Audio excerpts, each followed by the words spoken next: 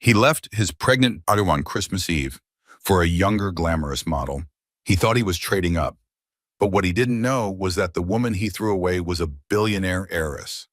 1 year later, the same woman he humiliated in front of the world walks into the spotlight, powerful, untouchable, and he realizes too late what he lost. This isn't just a story about betrayal. It's about revenge, patience, and poetic justice. You won't believe how it ends. Stay till the end. You'll love every twist. And if stories like this keep you hooked, don't forget to like, comment, share, and subscribe. Your support means everything. The ballroom glittered like a constellation had fallen to earth. Crystal chandeliers cast dancing light across Manhattan's elite, their champagne flutes catching the glow like tiny stars. A string quartet played something elegant and forgettable in the corner, while waiters in crisp white shirts glided between clusters of designer gowns and tailored suits. Sarah Whitmore stood at the podium, one hand resting on her swollen belly, the other gripping the microphone. At 36 years old, 8 months pregnant with her second child, she radiated the kind of confidence that money can't buy, but suffering can teach. "Thank you all for coming tonight," she said, her voice carrying across the hushed crowd. The Whitmore Foundation's expansion into affordable housing represents more than just an investment. It represents a promise that wealth should build communities, not just portfolios. Applause rippled through the room. Cameras flashed. Somewhere in the back, a man in an ill-fitting suit stood frozen, his face drained of color. But that's not where our story begins. To understand how Sarah Whitmore became the woman at that podium, we need to go back exactly 1 year. Back to a modest townhouse in Seattle, decorated with twinkling lights and false hope. Back to the moment when everything she thought she knew about love shattered like that champagne flute about to slip from the hand of the man who destroyed her. Back to Christmas Eve. The tree lights blinked red and green in the corner of the living room. Sarah had spent the afternoon making sugar cookies shaped like snowmen, their frosted faces smiling up from the cooling rack. At 7 months pregnant, bending over the counter had made her back ache, but she'd wanted everything to be perfect for their last Christmas as a couple before the baby came. She was setting the table when she heard David's key in the lock. The door opened, and her husband walked in with rolling suitcases. A woman Sarah had never seen before followed him inside. Sarah's first thought was that they'd been traveling. Maybe David had brought a colleague home unexpectedly. But the way the woman's hand rested possessively on one of the suitcases, the way David wouldn't meet Sarah's eyes, sent ice crawling up her spine. "David?" Sarah said slowly. "What's going on?" David Sterling, 40 years old and handsome in that generic corporate way, set down his suitcase with deliberate care. He'd been her husband for 8 years. She'd fallen in love with his ambition, his drive, the way he'd seemed so certain about building a future together. Now he looked at her the way someone might look at an old car they were trading in. "Sarah, we need to talk," he said. "Actually, no, I'm done talking. I'm done pretending." The woman stepped forward. She was younger, maybe 28, with that carefully curated Instagram aesthetic. Perfect waves, perfect makeup, perfect outfit chosen to look effortlessly expensive. "Hi," the woman said, with a smile that didn't reach her eyes. "I'm Amber Sinclair. I'm sorry this is awkward, but David and I have been together for 6 months now. We're in love." Sarah's hand went instinctively to her pregnant belly. The baby kicked, as if sensing her mother's distress. "Together?" Sarah repeated. The word felt foreign in her mouth. "David, what is she talking about?" "Pack your things," David said, his voice flat. "Amber's moving in tonight. This is her house now." The room tilted. Sarah gripped the edge of the dining table. "Her house? David, this is my house. My name is on the deed." "Community property, babe," David said with a shrug. "My lawyer says I'm entitled to half of everything. And honestly, you should thank me." Sarah stared at him, the man she'd married, the man whose child she was carrying. He looked like a stranger. "Thank you." Her voice came out barely above a whisper. "For what?" "For taking you this far. Let's be real. You were a grad school art teacher when I met you, living in that shitty studio apartment with the radiator that barely worked. I built this life. I made you Mrs. Sterling. That's worth something." Amber pulled out her phone and started filming. "Moving into my new place," she said to the camera, her voice bright and cheerful. "Christmas miracles are real, you guys. Hashtag new beginnings. Hashtag blessed life." Sarah watched this happen as if from very far away. The cookies on the counter, the tree lights blinking. Her husband's face, cold and certain. The stranger filming her humiliation for social media. David pulled an envelope from his jacket pocket. "Divorce papers," he said, holding them out. "My lawyer says you have 30 days to sign. I'm being generous. I'll let you have $50,000 and you can keep your car. But this house, the furniture, our investments, that's mine. Well, ours now." He put his arm around Amber's shoulders. Sarah's phone buzzed in her pocket.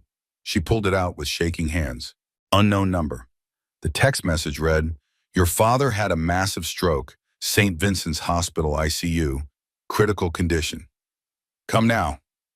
"My father," Sarah said, her voice breaking. "He's dying." David sighed. "Sarah, I'm sorry, but that's not my problem anymore. You need to leave tonight. Amber's parents are coming for Christmas brunch tomorrow." "Wait," Amber said, looking up from her phone. "You're making her leave on Christmas Eve?" She turned to David with an expression of delighted shock. "Babe, that's so badass." Sarah stood there, 7 months pregnant, hand on her swollen belly, looking at the man she'd loved, the man who'd promised to love her in return, the man who'd just thrown her away like garbage on the most sacred night of the year. She could tell him, right now. She could say the words that would change everything. But she didn't. Instead, she walked slowly to the bedroom they'd shared for 8 years. She pulled her suitcase from the closet. She packed her clothes, her photos, the few things that were undeniably hers. The baby kicked again, harder this time, and she whispered, "I know, sweetheart, I know." When she returned to the living room, suitcase in hand, David and Amber were already rearranging furniture. At the door, Sarah turned back. "You're right, David," she said quietly. He looked up, surprised. "Finally, some gratitude. Thank you for showing me exactly who you are. I'll sign the papers. You win." David's smile was triumphant. "That's the smartest thing you've ever said." Sarah walked out into the snowy Seattle night, alone, pregnant, heartbroken. But she was also Sarah Whitmore, and David Sterling had just made the biggest mistake of his life. The red-eye flight from Seattle to New York felt endless. Sarah sat in coach, cramped and uncomfortable, her pregnant belly pressed against the tray table. Every time the plane hit turbulence, panic fluttered in her chest. Not for herself, but for the baby. The baby who would never know the life they were supposed to have. The baby whose father had just thrown them both away. She'd booked the ticket on her teaching salary credit card, $287 she couldn't afford. But her father was dying, and despite everything, despite 15 years of silence and resentment, she had to see him. St. Vincent's Hospital loomed gray and imposing in the pre-dawn darkness. Sarah checked in at the ICU desk, gave her name, and watched the nurse's expression shift from professional sympathy to something else. Recognition, maybe, or surprise. "Room 412, the nurse said softly. "Ms. Whitmore, your father's attorney is already here." The name hit Sarah like a physical blow. Whitmore. She hadn't used that name in 15 years. To David, to everyone in Seattle, she was Sarah Bennett, her mother's maiden name, the name she'd chosen when she walked away from everything at 21. William Whitmore lay in the hospital bed, pale and still. Tubes snaked from his arms. Machines beeped steadily, monitoring a heart that had built a real estate empire and broken his daughter's spirit. A distinguished man in his 60s stood from the chair beside the bed. "Sarah," he said, "I've been trying to reach you for months." "Hello, Richard." Richard Moss had been the Whitmore family attorney for 40 years. He'd been at Sarah's mother's funeral. He'd been there the day Sarah's father remarried, just 6 months after burying his first wife. He'd been there when Sarah changed her name and walked away. "I didn't think he wanted to hear from me," Sarah said, moving to her father's bedside. "Your father's been following your life. He knows about David. He knows about the baby." Richard paused. He updated his will last month. Sarah's hand tightened on the bed rail. "I don't want his money." It's not about wanting. The Whitmore Trust automatically transfers to you upon his death or incapacitation. $2.3 billion in assets, commercial properties in 12 states. You're the sole heir. The number hung in the air between them. 2.3 billion, with a B. His wife, Sarah said, Patricia, is explicitly excluded. She gets a $5 million payout in the Hamptons house. Everything else is yours, but Sarah, there's a legal complication. Of course there was. Richard opened his briefcase and pulled out a thick folder. California community property law. Any assets acquired during marriage are split 50-50 in divorce. If your father dies while you're still legally married to David and you inherit, David could claim half of your inheritance as marital assets. We're talking over $1 billion. Sarah's legs gave out. She sank into the chair, the weight of it crushing her. But I'm filing for divorce, she whispered, which takes 6 months minimum to finalize in California. Your father could pass any day. If he dies before your divorce is final, David wins the lottery. Outside the window, the sky was turning pink. Christmas morning. Somewhere, families were opening presents. Children were laughing. People who loved each other were holding each other close. What do I do? Sarah asked. Richard sat across from her, his expression grave. 2 options. 1, renounce your inheritance. Walk away from everything. 2, delay the divorce. Keep David legally bound to you until the trust transfers safely into pre-existing accounts that predate your marriage.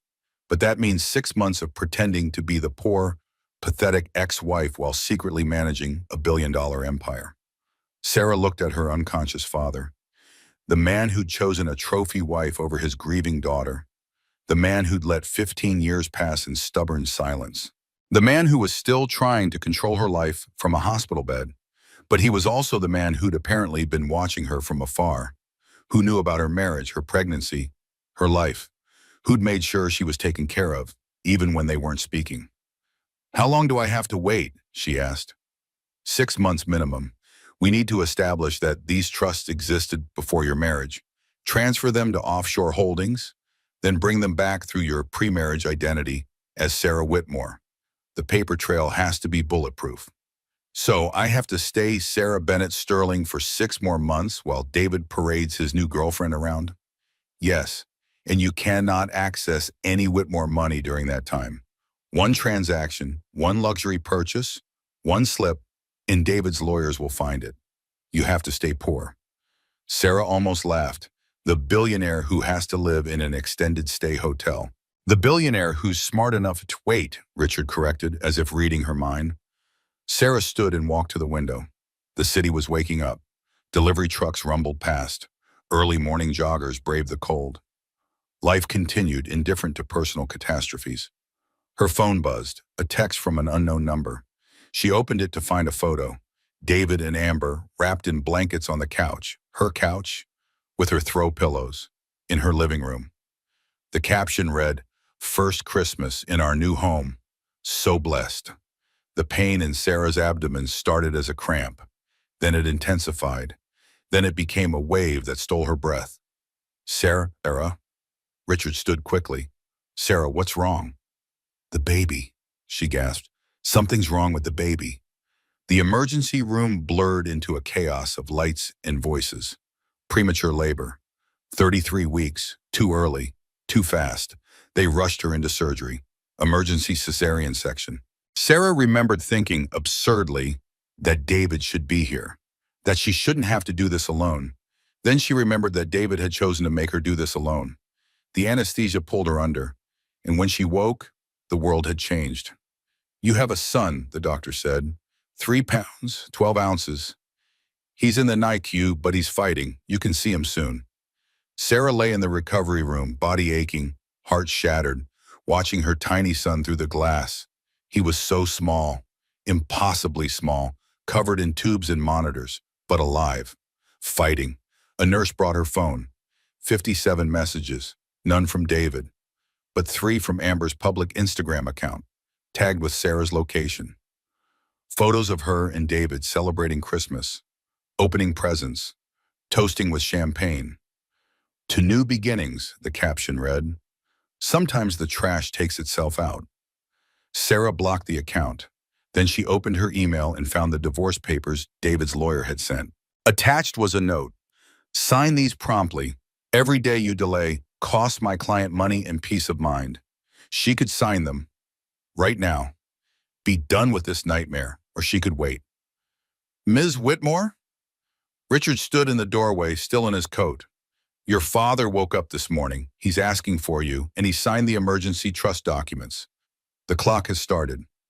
6 months from today, everything transfers to you. But until then, I'm nobody, Sarah finished. Exactly. Sarah looked at her son. The baby David didn't even know had been born. The baby she'd carried alone through humiliation and heartbreak.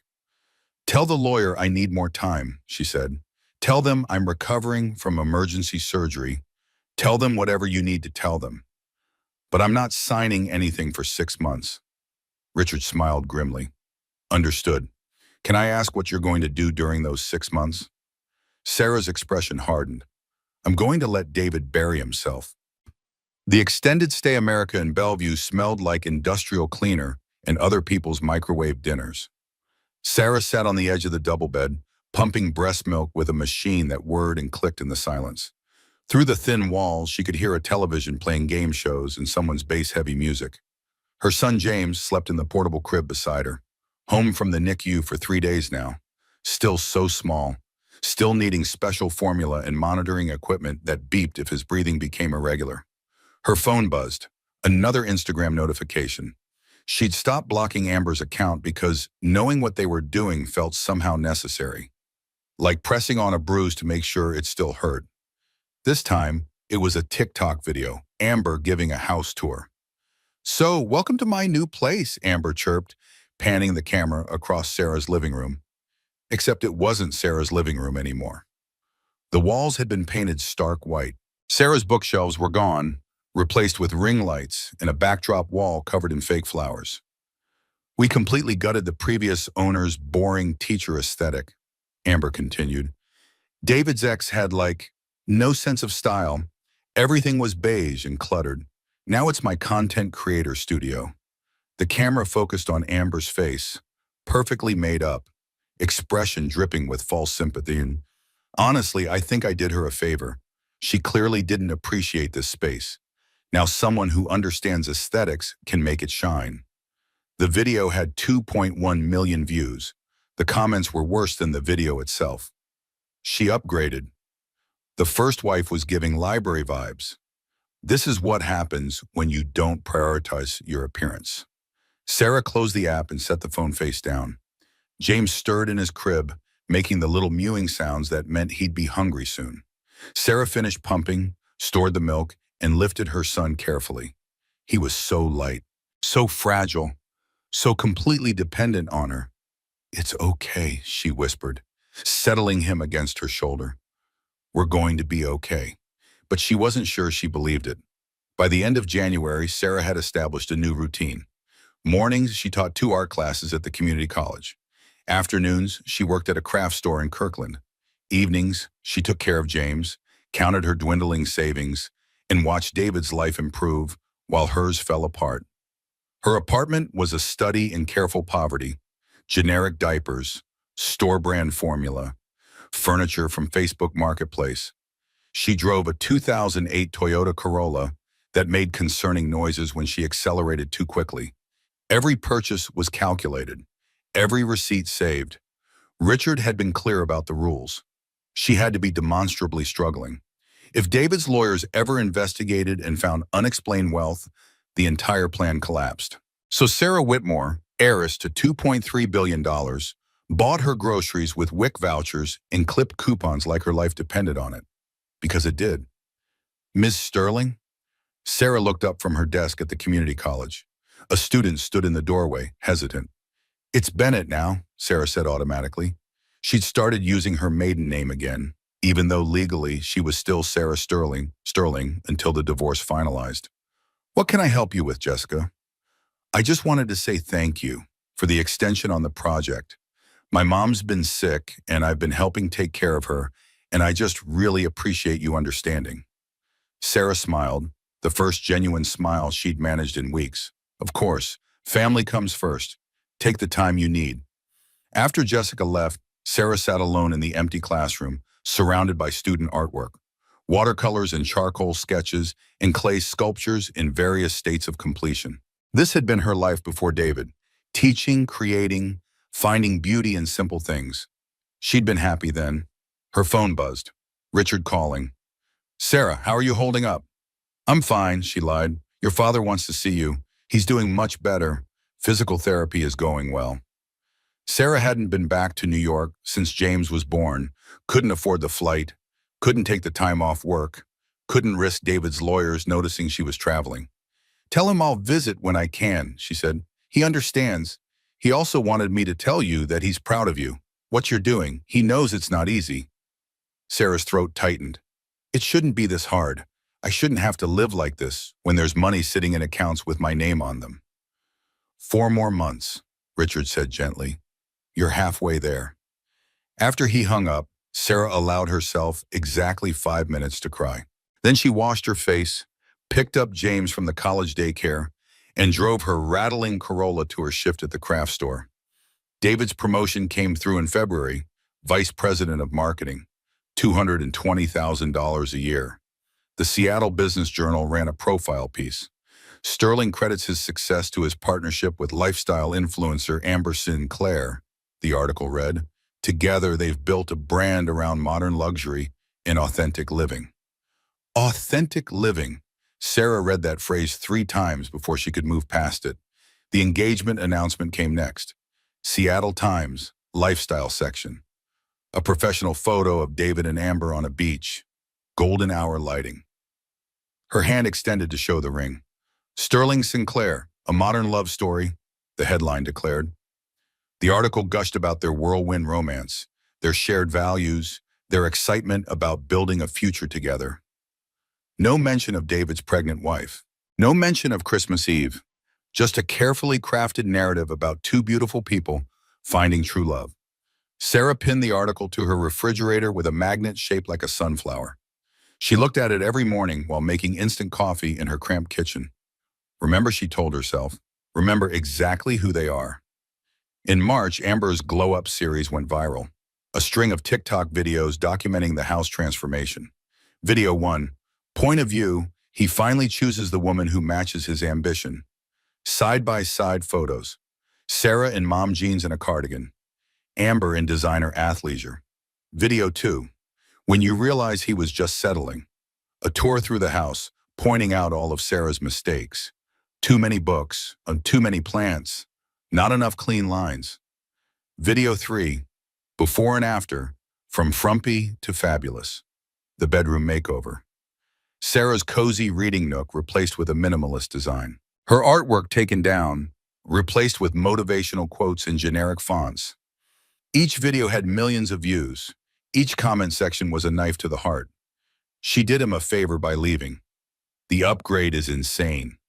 First wife, literature. Second wife, legacy. Sarah watched every video, read every comment, let the hatred fuel her resolve. She also documented everything. Screenshots saved in a folder labeled evidence. Not for court, for herself. So she'd never forget. So she'd never doubt that what she was doing was necessary. In April, Sarah's breaking point came at Walmart, 11 p.m. on a Thursday. She stood in the pharmacy aisle, James strapped to her chest in a worn baby carrier, staring at the feminine hygiene products. The name brand postpartum pads she needed were $14.99. The generic brand was $9.47. She had exactly $12 in her checking account until her craft store paycheck cleared on Friday. 2 young women walked past, talking loudly about their weekend plans. Bottle service at that new club downtown. That designer bag one of them had been eyeing. Whether $300 was too much for a pair of shoes. Sarah bit her lips so hard she tasted blood. Her phone rang. "Richard," she answered without greeting. "I can't do this anymore." "Sarah, I'm standing in Walmart at midnight because it's the only time James sleeps through shopping. My C-section scar still hurts when I bend over. I'm trying to decide if I can afford the good postpartum pads or if I need to buy the cheap ones that leak. And my ex-husband just posted Instagram photos of him and his girlfriend at a Michelin star restaurant in Bellevue. 2 more months, Richard said. 2 more months of what? Humiliation, poverty, and watching him live my life with someone else? 2 more months until you never have to be this person again. Sarah laughed bitterly. What if I just take the 50,000 and walk away? What if I sign the papers and let him win? You could, Richard said.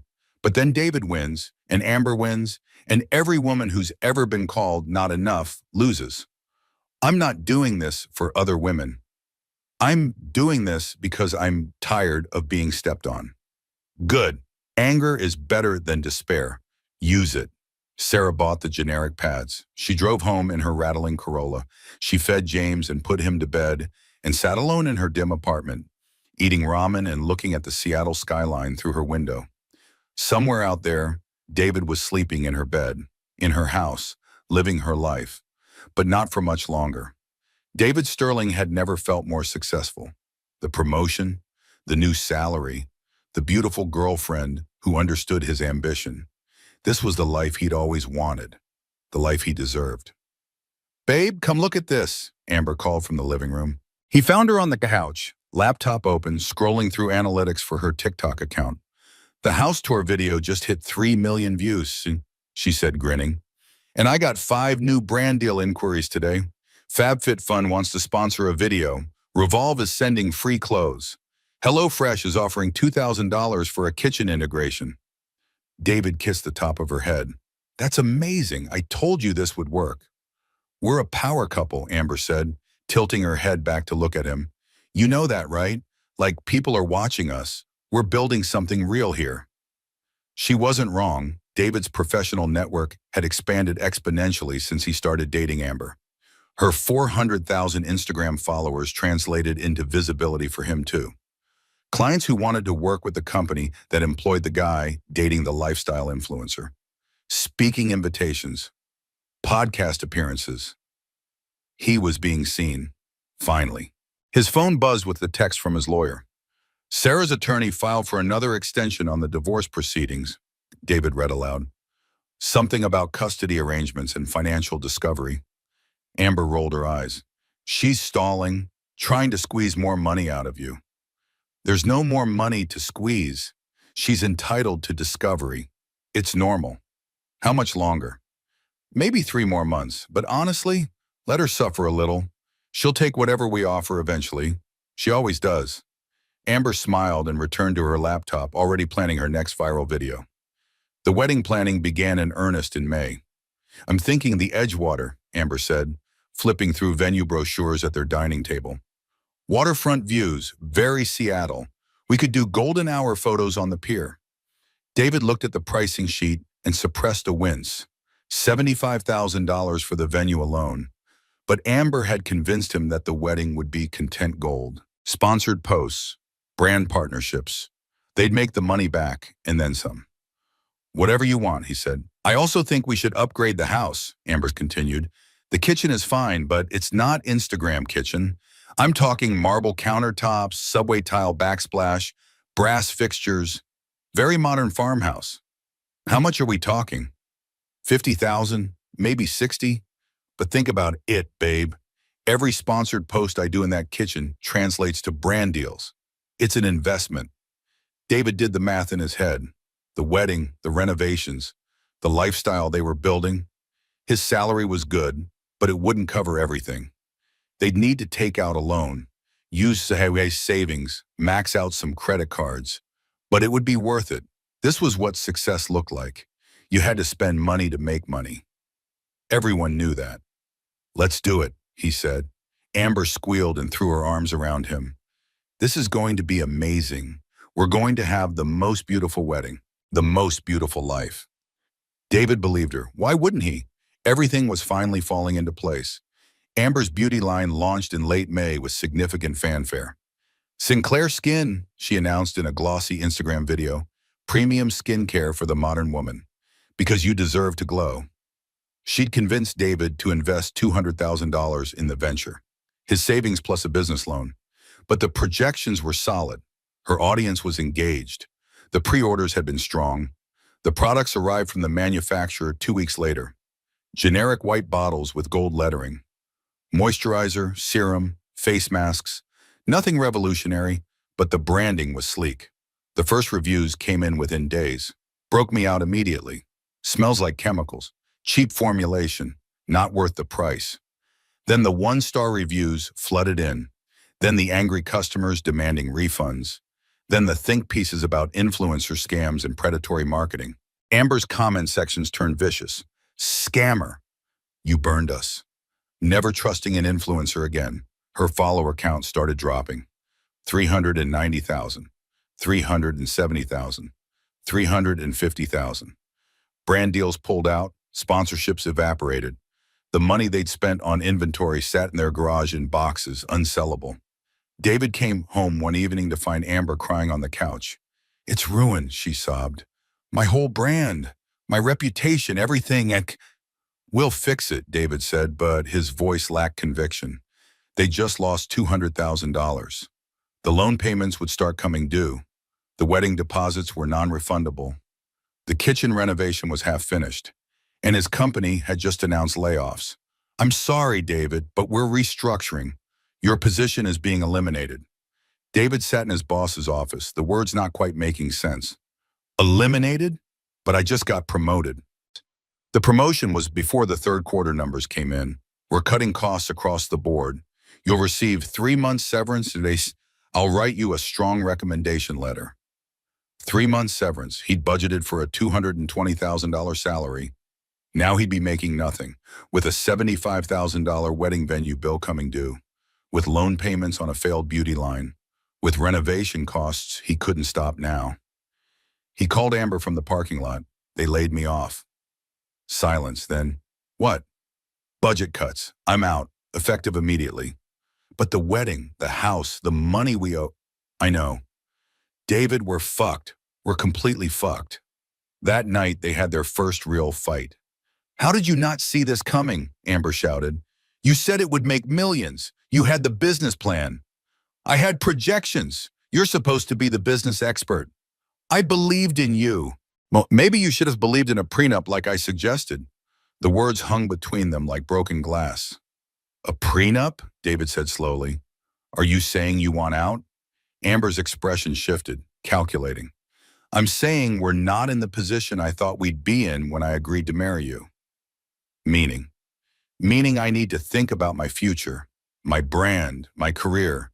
And right now, being attached to you isn't helping any of those things. She went to bed in the guest room. David stayed up, scrolling through his phone, looking at job postings he wasn't qualified for and calculating debts he couldn't pay. His lawyer called the next morning. Good news, Sarah's agreed to finalize the divorce. Papers should be processed by end of week. You're almost free. David felt nothing resembling relief, just a hollow certainty that everything he'd built was collapsing around him. Great, he said. That's great. But it wasn't great. Nothing was great. He just didn't know yet how much worse it was about to get.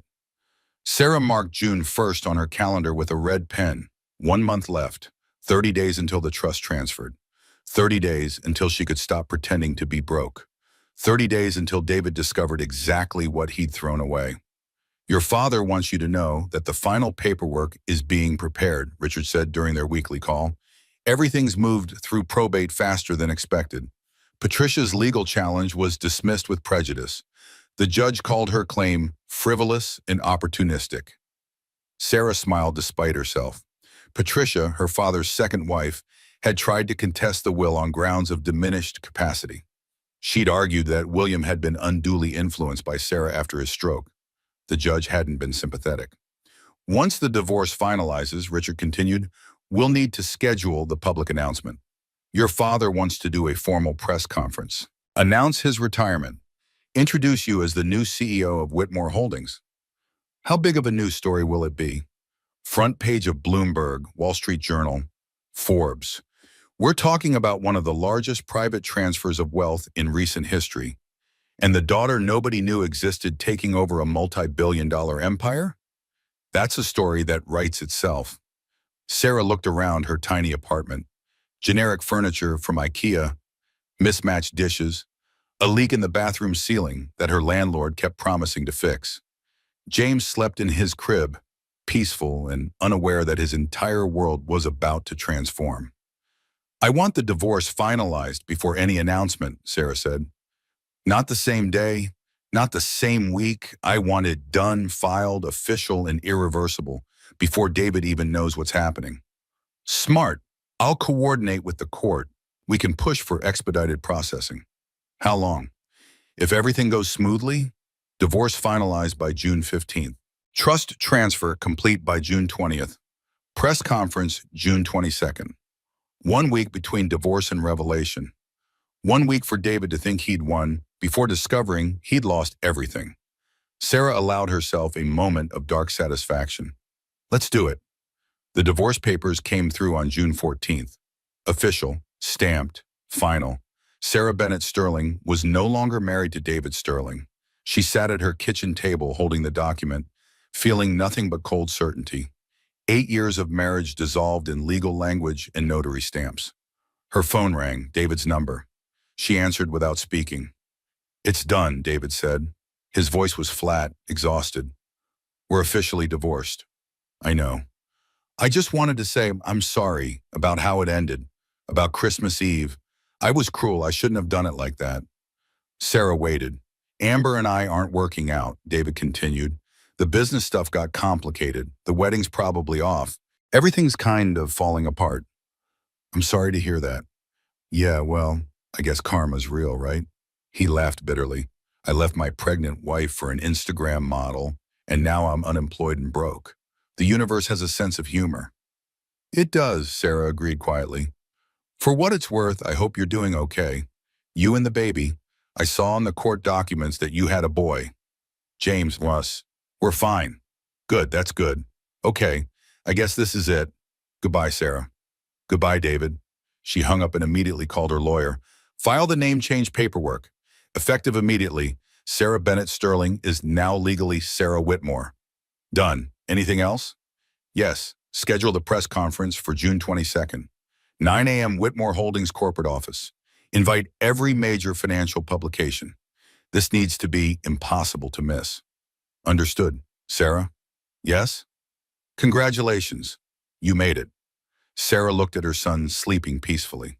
At the calendar marked with red ink, at the life she'd built from scraps while sitting on a fortune. Not yet, she said, but soon. June 22nd dawned clear and bright.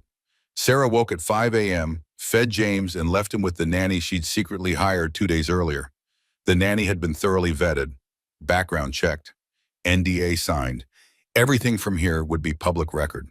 Sarah drove to Manhattan in a car service, also arranged quietly through Richard's office. She kept her Toyota Corolla to maintain appearances until the last possible moment. But today required a different kind of presence. The Whitmore Holdings building stood 60 stories tall in Midtown. Sarah had avoided coming here for 15 years. Now she walked through the lobby like she owned it. Because she did. Her father waited in the executive suite, standing with a cane but steady on his feet. Months of physical therapy had returned his strength. Sarah, he said softly, Dad. They'd had this conversation already. The apologies, the explanations, the careful rebuilding of trust between two stubborn people who'd both been wrong. But seeing him here in this context made it real. Are you ready? He asked. Yes. Patricia sent a message, said she hopes you fail spectacularly. Sarah smiled coldly. Patricia can watch me succeed spectacularly instead. The press conference room filled quickly. Bloomberg, Wall Street Journal, Forbes, CNBC, local news, financial bloggers, everyone who mattered in the world of commercial real estate and high finance. Richard approached with a final briefing. Standard questions about your background, your plans for the company, your relationship with your father. We've prepared responses. Stay on message, professional, confident. Don't engage with anything personal. Understood. At 9 a.m. precisely, Sarah walked to the podium. Cameras flashed, murmurs rippled through the crowd. She wore a navy suit, simple jewelry, her hair professionally styled. She looked every inch the executive she was about to become. Good morning, she said. Her voice was steady, clear. I'm Sarah Whitmore. As of today, I am the CEO of Whitmore Holdings. The announcement dominated every financial news outlet within an hour. Manhattan real estate mogul William Whitmore announces retirement. Whitmore Holdings CEO transition. Daughter Sarah Whitmore takes helm. Meet Sarah Whitmore, the $2.3 billion heiress who's been hiding in plain sight.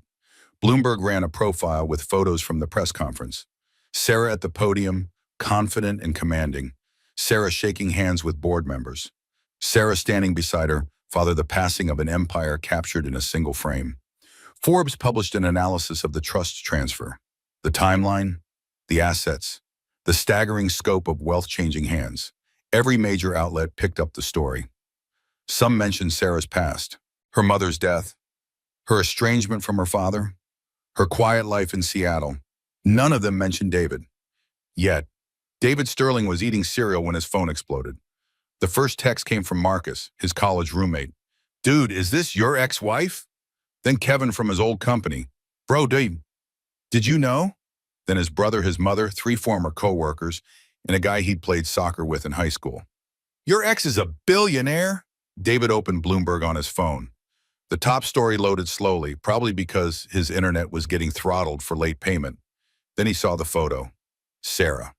His Sarah, except not his anymore, and apparently never really his to begin with. She stood at a podium wearing a suit he had never seen, looking confident in a way she'd never looked when they were married. The headline read, "Sarah Whitmore assumes control of $2.3 billion real estate empire." His coffee mug slipped from his hand. It shattered on the floor in slow motion, coffee spreading across the tile like spilled blood. "What?" He said the word out loud, to no one. "What?" Amber appeared from the bedroom, yoga mat in hand. "What's wrong?" David couldn't speak. He handed her the phone. Amber's face went through several expressions in rapid succession. Confusion, disbelief, horror, then calculation. "That's Sarah," she said slowly. "I know. Your ex-wife, Sarah." "I know. Sarah Whitmore. Your ex-wife is Sarah Whitmore. The Whitmore. The real estate Whitmore." David grabbed his laptop and started Googling frantically. Sarah Whitmore, Seattle. Sarah Bennett Whitmore. He cross-referenced old wedding photos with the Bloomberg images. It was her. "When did your divorce finalize?" Amber asked, her voice dangerously quiet. David pulled up the paperwork. "June 14th, 8 days ago." "Why?" Amber was already reading the Forbes article. "Ms. Whitmore assumed control of the family trust following a 6-month transition period that concluded this week." She read aloud. "The trust transferred on June 20th. The math assembled itself in David's brain like a car crash in slow motion. "I was married to her during the trust transfer," he said. "Yes." "Community property law? California?" "Yes." "If I'd still been married when she inherited, you'd be entitled to half of $2.3 billion. Amber's voice was mechanical. "That's $1.15 billion. With a B. David's legs gave out. He sat on the floor, surrounded by broken ceramic and spilled coffee. "But I rushed the divorce," he said. "I pushed it for it to finalize quickly. Because you thought she was a broke art teacher trying to take your money." The full scope of his mistake crashed over him like a tsunami. "Oh my God! Oh my God! I divorced a billionaire for you." Amber's expression went ice cold. "Excuse me? If I'd waited, if I'd just waited one more week." "You didn't know to wait, David. You didn't know because you never asked. You never saw her." "This is insane. This is insane." David was on his feet, pacing. "I need to call my lawyer. I can contest this. Fraud. She committed fraud by hiding her identity." Amber laughed without humor. "Yeah, I'm sure judges will love the argument that you would have stayed married if you'd known she was rich. That'll make you look great." David sank back down. The reality was settling in like concrete. He'd been married to Sarah Whitmore, actual billionaire Sarah Whitmore, and he'd left her on Christmas Eve while she was pregnant for an Instagram influencer with a failed beauty line. He'd thrown away more than $1 billion because he hadn't bothered to know his own wife. "I need to fix this," he said. "I need to call her, apologize, explain that if I'd known, if you'd known you would have what? Stayed with her?" Amber's voice dripped with contempt. You want to call her and say, sorry I left you, but if I'd known you were rich, I would have stuck around. Do you hear yourself? David's phone kept buzzing, text after text, call after call. He opened Twitter and found his name trending. Man fumbles $1 billion on the 1-yard line. Point of view, you divorce your wife and she becomes a billionaire the next day. David Sterling's billion-dollar mistake. A thread. The internet was having a field day. His LinkedIn was flooded with messages, some mocking, some asking for interviews, one from a documentary filmmaker wanting to tell his story. His email was equally chaotic. Reporters requesting comment. Old acquaintances he hadn't spoken to in years suddenly interested in reconnecting. And through it all, Sarah's face on Bloomberg. Confident, successful, powerful. Everything he'd thought he wanted. Everything he'd been chasing with Amber and the lifestyle brand and the Instagram presence. She'd had it the whole time. She'd been sitting on an empire while he treated her like garbage. Amber was already packing. What are you doing? David asked. What does it look like? I'm leaving. You're leaving now? David, I attached myself to you because I thought you were successful, stable, going places. You're none of those things. You are unemployed, in debt, and you just became the most mocked man on the internet. My brand can't survive being associated with this disaster. Your brand. I invested everything in your brand. I lost my job because of your brand. And I lost my reputation because of your decisions. We're done. She pulled her suitcase from the closet, the same suitcase she'd rolled into this house 18 months ago, and started throwing clothes into it. David watched her pack, watched her take the throw pillows she'd bought, the coffee maker, the decorative items that had replaced Sarah's books and plants. Within 2 hours, Amber was gone. David sat alone in the house that used to be Sarah's, surrounded by empty rooms and broken dreams, and understood with perfect clarity that he'd destroyed his life for absolutely nothing. The meme started within hours. A TikTok user created a video showing David and Amber's Instagram posts side by side with Sarah's Bloomberg coverage. 3 million views in 24 hours. Explaining how David Sterling fumbled the bag of the century became a 12-part series from a financial advisor with 2 million followers. Lawyers weighed in with analysis of community property law. If he'd waited 48 more hours, he'd be entitled to half, one popular legal commentary account explained. This is a $1.15 billion mistake. YouTube think pieces multiplied. The psychology of status chasing, a cautionary tale. How one man's greed cost him everything. Sarah Whitmore, the ultimate revenge story. The hashtag David Sterling trended for 3 consecutive days. Twitter users were merciless. Imagine explaining to your future kids that you had $1 billion and traded it for Instagram likes. This man left a pregnant billionaire on Christmas Eve. The universe has a sense of humor, and her name is Sarah Whitmore. David's face became a meme. Screenshots from his old LinkedIn, photos Amber had posted of them together, always with captions highlighting his catastrophic mistake.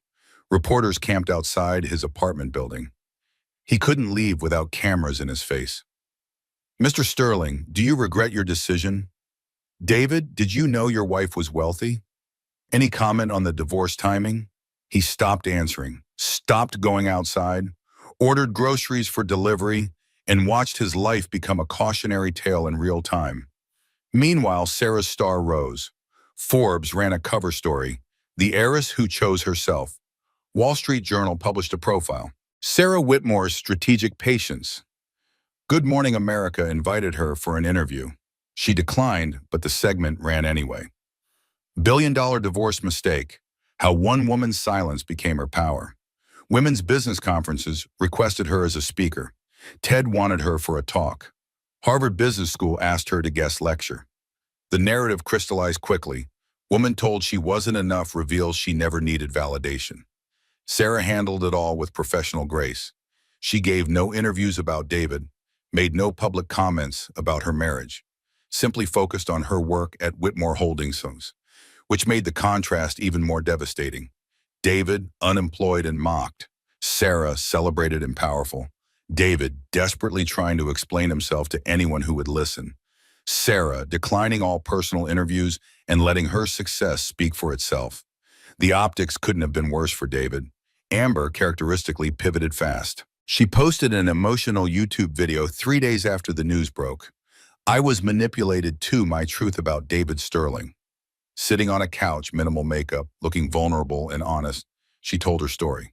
He told me his ex was toxic, controlling, holding him back from his potential. I believed him because I had no reason not to. I thought I was helping someone escape an unhealthy marriage. She wiped away tears. I had no idea who Sarah really was. He clearly didn't either.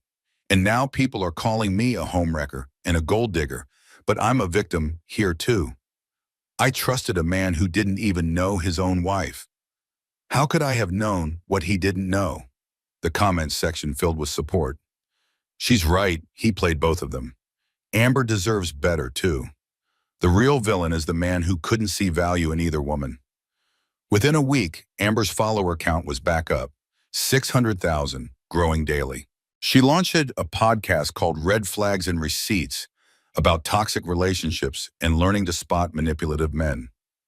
The first episode, when he leaves his pregnant wife on Christmas. She never said David's name, didn't need to, everyone knew. The podcast hit number 3 on Apple's charts. Amber not only survived the scandal, she thrived on it, turned herself from villain to victim to survivor. Monetized the entire experience. She sent Sarah's assistant a direct message. No hard feelings. He played us both. Hope the empire treats you well. Sarah saw it, considered responding, decided against it. Amber was smart, adaptable. She'd land on her feet. David wouldn't. David's desperate media tour began in late June. He accepted an interview with a morning talk show desperate for ratings. David, thank you for coming on, the host said. I think everyone's wondering, did you know? Of course I didn't know. David's voice was defensive, angry. She lied to me. She used a fake name. She used her mother's maiden name. That's not illegal. It's deceptive. She knew exactly what she was doing. But sir, you left her. You filed for divorce. You chose to end the marriage. Because I didn't know she was, the host interrupted smoothly. Rich, so you're saying if you'd known she had money, you would have stayed? David's face went red. No, that's not, because that's what this sounds like. You're upset you left someone who turned out to be wealthy. The studio audience murmured, not sympathetic sounds. She manipulated me. The timing is too convenient. The trust transfer timeline is public record. It was 6 months due to probate law, not her choice. David stood up, ripped off his microphone. This is bullshit. He walked off set. The clip went mega viral. Man walks off set when called out played on loop across social media. His final attempt was a podcast interview with a true crime host who'd pivoted to covering social scandals. Do you feel you deserve any of her inheritance? The host asked. I supported her for 8 years, David said. She worked. She paid half the bills, according to court documents. I gave her a life in a townhouse she could have bought with pocket change if she'd wanted to. She should have told me. Why? Would it have changed how you treated her? Long pause, too long. Yes, I would have respected her more. The host just stared at him. David realized what he'd said. Wait, that came out wrong. Too late. He would have respected her more if he knew she had money trended for 48 hours. Think pieces appeared everywhere. David Sterling and the problem was status-based respect. Why men like David Sterling think wealth equals worth. The quiet cruelty of conditional love. David's former company issued a statement. Mr. Sterling resigned to pursue other opportunities. We wish him well in his future endeavors. He was unemployable, toxic, a walking cautionary tale. His lawyer stopped returning calls. His brother called to say their mother was embarrassed. Old friends unfollowed him on social media. He sat in his empty apartment, the furniture gone because Amber had bought most of it and taken it when she left, eating takeout on the floor, and watched news coverage of Sarah's glamorous press appearances. He'd lost everything, and the worst part was knowing it was entirely his own fault. 6 weeks after the announcement, Sarah received a message from building security. Ms. Whitmore, there's a David Sterling in the lobby. He's requesting to see you. No appointment. Sarah sat in her corner office 60 stories above Manhattan and considered her options. She could have security remove him, could ignore him completely, could maintain the professional distance she'd carefully cultivated, or she could face him. One final time. Let him up, she said. Her assistant looked surprised. Are you sure? Yes, I need to do this. David looked terrible. He'd lost weight. His suit was rumpled, like he'd been wearing it for days. Dark circles shadowed his eyes. His normally carefully styled hair was messy. He stopped in the doorway of her office, taking in the massive space. Floor-to-ceiling windows, original artwork. The view of the city spread out below like a kingdom. Nice place, he said. His voice was rough. David, Sarah remained seated behind her desk, professional, cool. What can I do for you, Joe? You could start by explaining why you lied to me for 8 years. I didn't lie, you never asked. I asked about your family. You said your father was in real estate. He is. You didn't say he was William Whitmore. You used a fake name. Sarah stood, her patience already fraying. Bennett was my mother's maiden name. I legally changed it after she died because I wanted distance from my father. I met you as Sarah Bennett. That wasn't deception. That was self-preservation. You let me think you were nobody, Sarah's voice rose. I was nobody to you, David. That's the point.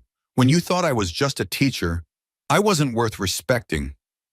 I wasn't worth staying faithful to. I wasn't worth keeping. That's not fair.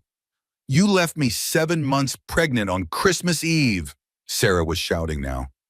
Months of controlled fury finally breaking free.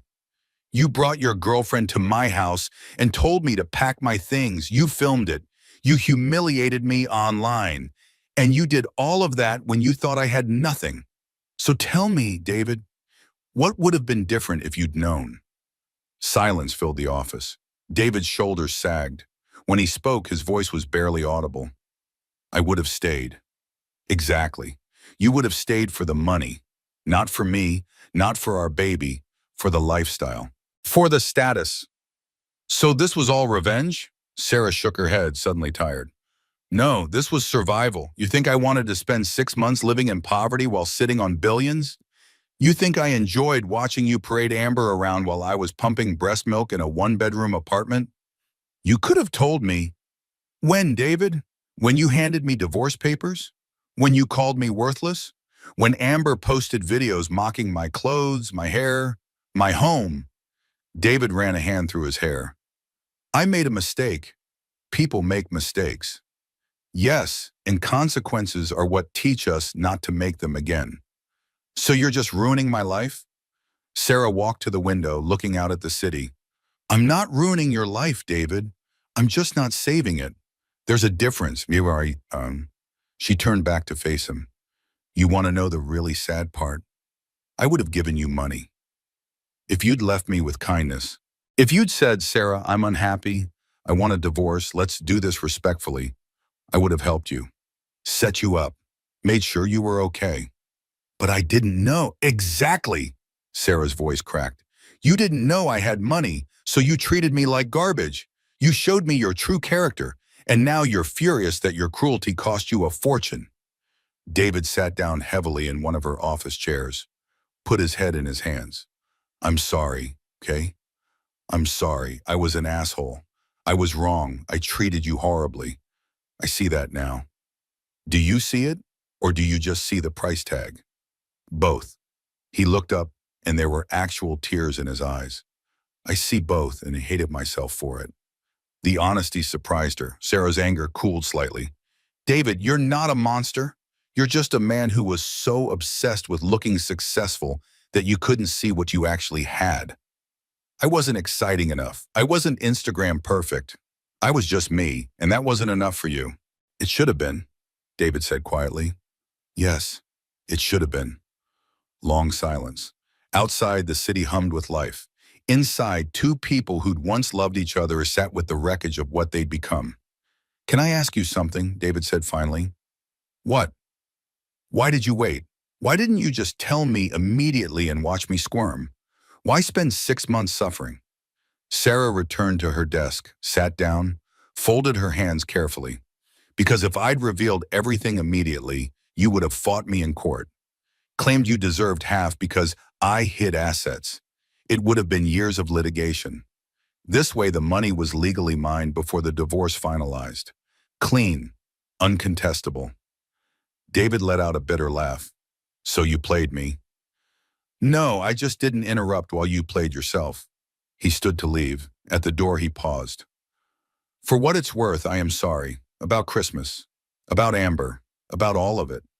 I know you are. Does that change anything? No, sorry doesn't undo what you did.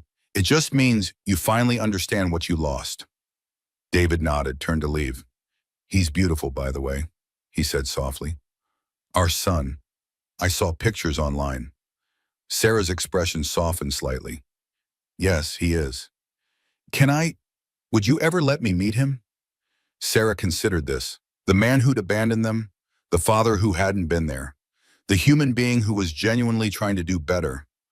When you're ready to be a father, not when you're ready to perform being one, call my lawyer, we'll arrange supervised visits. But David, her voice turned cold, if you hurt him the way you hurt me, I will make what happened to you look like mercy. I understand. He left. Sarah sat alone in her office. No triumphant music, no satisfaction, just exhaustion. She'd won. But winning felt a lot like losing, just with better furniture. 3 months later, the dust had settled into new patterns. David Sterling worked at a mid-level marketing firm in Tacoma. The salary was $85,000, less than half what he'd made before. The apartment was a studio in a less desirable neighborhood. The car was a 10-year-old Honda. He attended court-ordered co-parenting classes every Tuesday evening. They taught him about communication and boundaries and putting the child's needs first. Things he should have known already, but hadn't bothered to learn. Supervised visits with James happened twice a month, 1 hour each time. A social worker sat in the corner taking notes while David played with the blocks and tried to connect with a toddler who didn't know him. It was humbling, humiliating even. It was also necessary. His therapist, also court-mandated, helped him understand the narcissism that had driven his choices, the insecurity masked by ambition, the way he'd measured his worth by external validation. You didn't leave Sarah because she wasn't enough, the therapist said during one session. You left because you didn't think you were enough. And instead of doing the work to feel worthy, you found someone who made you feel important. David was learning, slowly, painfully, but learning. He deleted all social media, stopped reading articles about himself, focused on being present for the small life he was rebuilding. It wasn't the life he'd imagined, but it was real. And maybe that mattered more. Amber Sinclair's podcast had 2 million downloads and climbing. She'd pivoted from lifestyle influencer to relationship expert, chronicling her journey from toxic situationship survivor to empowered single woman. Her book, Upgrade: How I Survived the Sterling Scandal, hit the New York Times bestseller list. She was dating a venture capitalist now. No social media posts about him. She'd learned that lesson. But people who followed her closely noted the designer bags, the expensive restaurants, the subtle flex of a life upgraded once again. She occasionally referenced my ex's ex-wife in interviews, always with respect. Sarah Whitmore's goals, she said on a women's empowerment panel. She knew her worth even when no one else did. That's the energy we should all aspire to. It was savvy, self-aware, good for her brand. Amber had turned controversy into currency. She was fine. She'd always be fine. Sarah Whitmore's life transformed in ways both public and private. Whitmore Holdings thrived under her leadership. She implemented new policies around affordable housing development, converted luxury units into family housing, established scholarship programs for single mothers pursuing business degrees. The press loved it. Billionaire with a heart. Sarah Whitmore, capitalism with compassion. But the changes weren't for press. They were personal. She knew what it felt like to be pregnant and scared and broke. Knew the desperation of choosing between diapers and dinner. Knew the weight of doing it alone. If her wealth could ease that burden for other women, then maybe the suffering had meant something. In August, she bought David's foreclosed townhouse at auction, the house where he'd humiliated her. Where Amber had filmed her mockery, Sarah demolished it. In its place, she built the Evelyn Bennett Memorial Housing Complex, 24 units of affordable family housing. Named after her mother, the grand opening was covered by every Seattle news outlet. Where Billionaire was humiliated, she now provides hope, read one headline. Sarah stood at the ribbon cutting, visibly pregnant with her second child, and spoke about second chances and choosing compassion over cruelty. The address where David had destroyed her life was now a place where struggling families could build theirs. It felt like poetry, like justice, like healing. She gave birth to her daughter in February, 8 pounds, 3 ounces, healthy and loud and perfect. This time she wasn't alone. Her father was there. Richard, the nanny who'd become like family, a circle of support she'd built carefully. David sent flowers to the hospital. White roses with a card that read, "Congratulations, she's lucky to have you." Sarah kept the card, not out of sentiment, just as a reminder of how far they'd both come. The supervised visits continued. David was consistent, which surprised her. Every other Sunday, without fail, he showed up sober, prepared, genuinely trying. James was starting to recognize him, called him Dada now, ran to him with chubby toddler legs during visits. It wasn't the family Sarah had imagined, but it was a family of sorts, broken and rebuilt, different but functional. "How's he doing?" Sarah asked the social worker after one visit. "Better, he's engaged, present, follows all the guidelines. I think we could potentially move to unsupervised visits in 6 months if this continues." Sarah nodded. "Keep the supervision for now, but thank you for the update." She wanted David to be a good father. Not for David, for James. Every child deserved a parent who showed up. On a Tuesday evening in September, Sarah sat in her Tribeca penthouse, daughter asleep in her arms, watching James play with blocks on the floor. Her father called. "The board voted," he said. "They want to rename the foundation after you, the Sarah Whitmore Foundation for Women and Families." "No," Sarah said immediately. "Keep it as Whitmore Holdings. This isn't about me." "It absolutely is about you. It's about the work. The work is what matters." Her father chuckled. "You sound like your mother." "Good." After they hung up, Sarah looked around her home, not ostentatious, comfortable, filled with baby toys and books and warmth. She'd won. In every measurable way, she'd won. But she'd also learned that winning isn't the same as healing, that revenge isn't the same as peace, that getting everything you wanted doesn't fill the holes left by what you lost. She was wealthy, powerful, successful. She was also scarred, careful, still learning to trust. The money hadn't fixed her. The victory hadn't healed her, but time might, and love, and the work of building something meaningful from the ruins of what she'd survived. That was enough. For now, it was enough. The Plaza Hotel glittered like a constellation had fallen to earth. Sarah Whitmore stood backstage at the Whitmore Foundation's annual gala, one hand on her pregnant belly, the other smoothing her dress. 18 months since that first press conference. 18 months of building and healing and learning to be the woman she'd always had the potential to become. "5 minutes, Miss Whitmore," a production assistant said.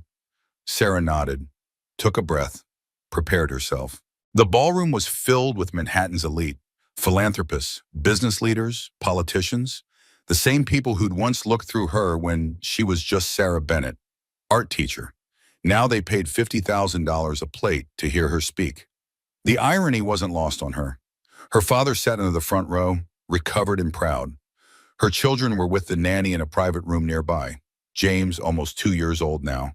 Her daughter Emma, 8 months. And somewhere in the back, because Patricia had invited him in a misguided attempt at reconciliation, was David Sterling. Sarah had known he'd be here, had prepared for this moment. "Ladies and gentlemen, please welcome Sarah Whitmore." She walked to the podium. The applause was immediate, genuine. She waited for it to fade.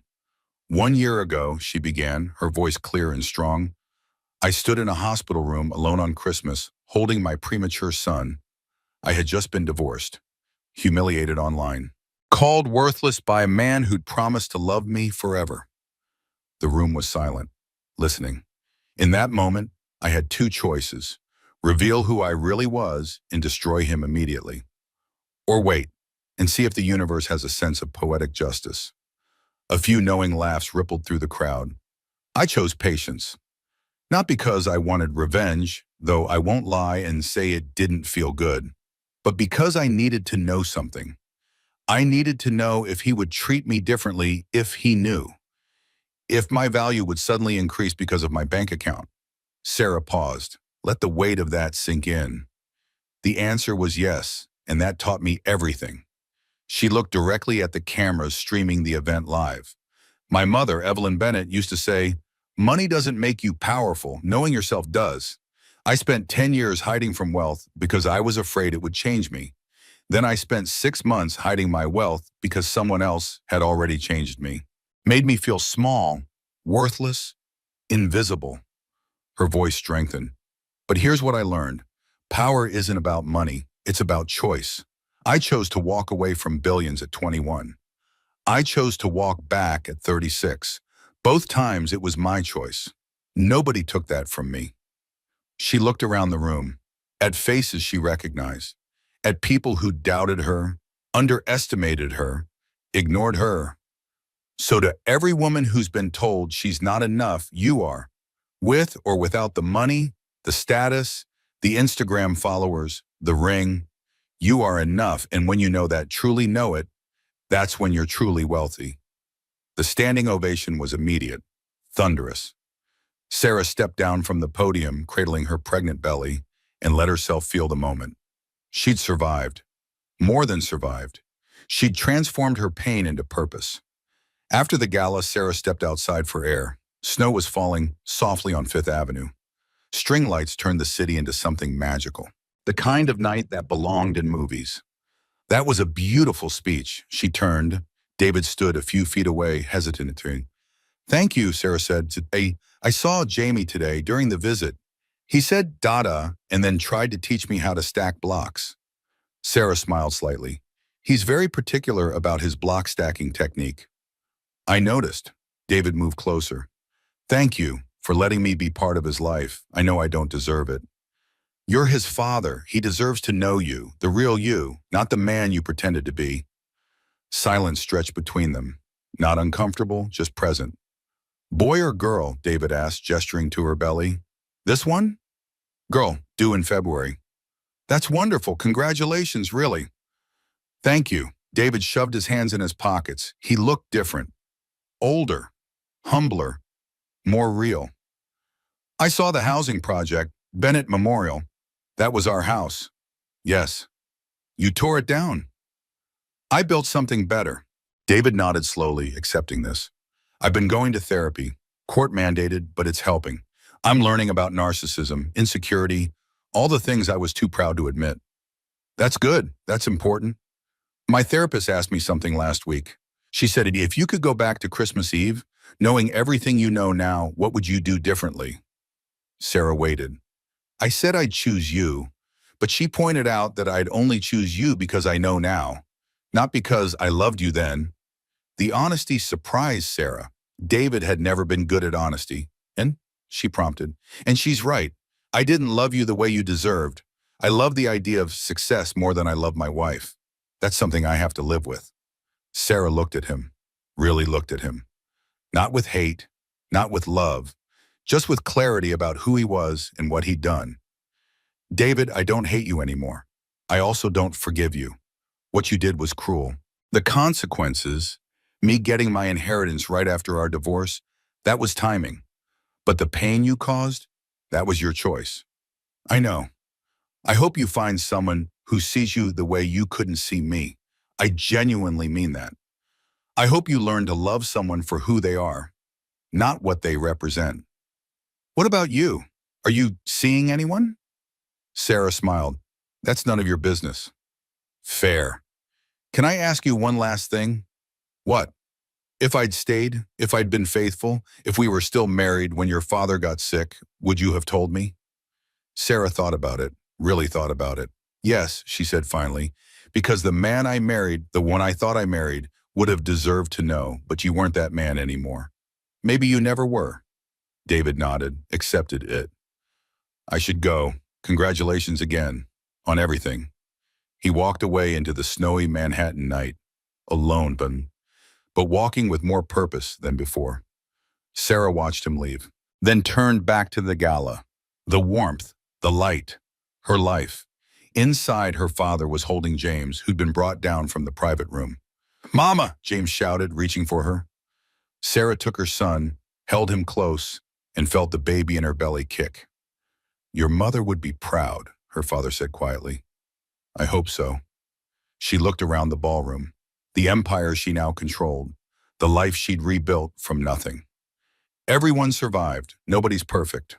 Life went on. And sometimes, if you were patient enough, the universe had a sense of poetic justice after all.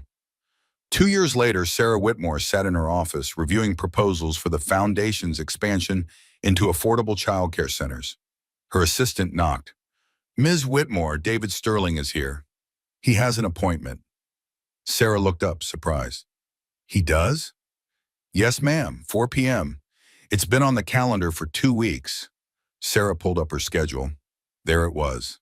David Sterling, employment inquiry. "Send him in." David entered, clean-shaven, professional suit, carrying a portfolio. "Thank you for seeing me," he said. "I didn't know I was seeing you. My assistant scheduled this. I called 6 times, left voicemails. Finally, someone agreed to put me on your calendar. I think they thought I was someone else." Sarah almost smiled. "What do you want, David?" "A job." She stared at him. "I've been working in marketing for the past 2 years. Small firms, getting my footing. I'm good at it, really good. And I've been following the Whitmore Foundation's work, the housing initiative, the scholarship programs, the child care centers you're planning. It's incredible work." He opened his portfolio. "I put together a proposal for a marketing campaign, something that reaches the communities you're trying to serve, not top-down charity messaging, ground-level, authentic community engagement." He slid the proposal across her desk. Sarah flipped through it. It was good, genuinely good. "Why?" she asked. "Because I want to do meaningful work. Because I'm good at this. Because I want to be part of something bigger than myself." He paused. "And because I want my kids to see their father do something worth respecting." "Kids," plural. "Emma calls you Mama," David said quietly. "Jamie talks about you constantly. They're growing up watching you build something that matters. I want them to be proud of me too." Sarah closed the portfolio. "I'll have HR review this. If they think it has merit, you'll go through the standard interview process. No special treatment. You'll be judged like any other applicant." "That's all I'm asking." David stood to leave. "David?" He turned. "This doesn't change anything between us. You understand that?" "I do." "Good." After he left, Sarah opened the proposal again, read it carefully. It was good, very good. She buzzed her assistant. "Send this to HR. Tell them I want it evaluated fairly." "Yes, ma'am." Sarah returned to her work. The proposals, the budgets, the endless decisions of running an empire. Outside her window, Manhattan glittered in the afternoon sun. She was Sarah Whitmore, CEO, mother, survivor, builder, and she was finally, truly free.